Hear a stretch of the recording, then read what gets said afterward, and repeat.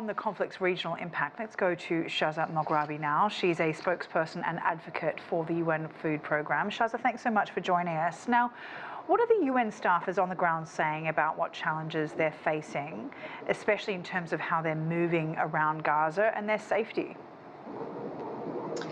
Thank you so much for having me. I think, we've seen the videos coming out of Gaza, and they kind of paint a picture of what's really going on the ground. And our colleagues are also telling us on how the situation has become so catastrophic, and it's really posing a lot of challenges on how we're distributing assistance inside Gaza.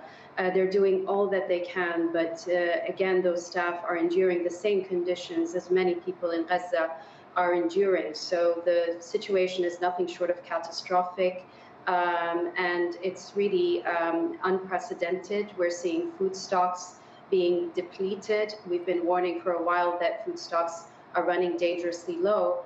And now, 4 weeks out after intense bombardment, after warnings of that food and fuel is running out, we're in this situation where we are finding it very, very difficult to operate. Nonetheless, our colleagues are doing all that they can, distributing whatever little supplies comes through as soon as possible. But in this context, this is why, as WFP, we are reiterating the Secretary General's call for the need of a humanitarian ceasefire, for the need to protect civilians and civilian infrastructure, and for a consistent flow of humanitarian supplies to go into Gaza.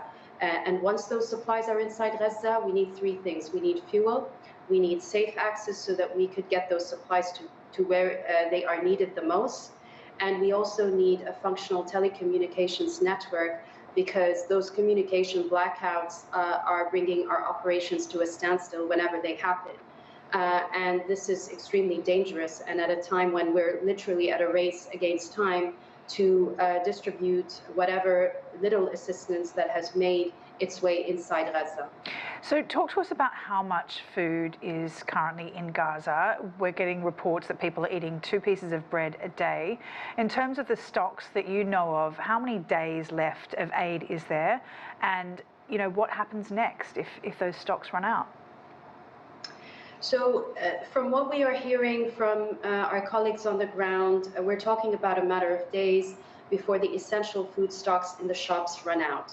And there's multiple elements to this. So there's also the issue of fuel, which is impacting the whole supply chain within the Strip itself. So even shop owners, because of the insecurity, they cannot go to wholesalers to restock whatever's in the shops. So that's causing a big problem. And at the same time, you mentioned bread. Bread is the main form of sustenance for many people inside Gaza, particularly the past 4 weeks. Without fuel, ovens cannot operate, bakeries cannot operate.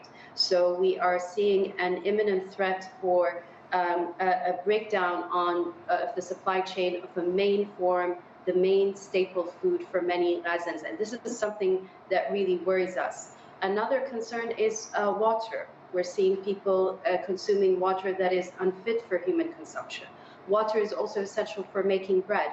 It is essential for powering services. So it's this confluence of factors that are making it very, very difficult for whatever food is available in Gaza Strip to be in people's reach. And again, the basic essentials such as dairy products, eggs, wheat, flour, that's running out very, very quickly. When it comes to such a drastic lack of aid, or a situation where there are so many basic things that aren't able for people to access, how do you prioritise which parts of the aid go where? Is it food? Is it water? Is it fuel so that things can operate? How do you manage that? I think, all these things are interconnected. For us, as the agency responsible for food assistance, we're providing assistance to whoever needs it. And we've had networks in Gaza for quite some time.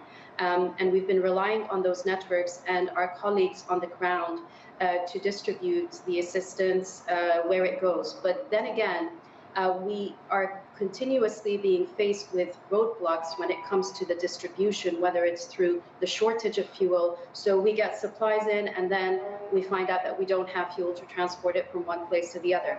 And then when we do find fuel, then a communication blackout happens, and that puts our operations to a standstill. We cannot contact partners. Our connection to the people that we serve is severed. So it's becoming increasingly difficult for us to operate, and it is very important to have our people go in to assess the scope of needs and the extent of damage to the infrastructure so that we can respond effectively and put in place a program where we can reach everyone who needs our support and as quickly and efficiently as possible.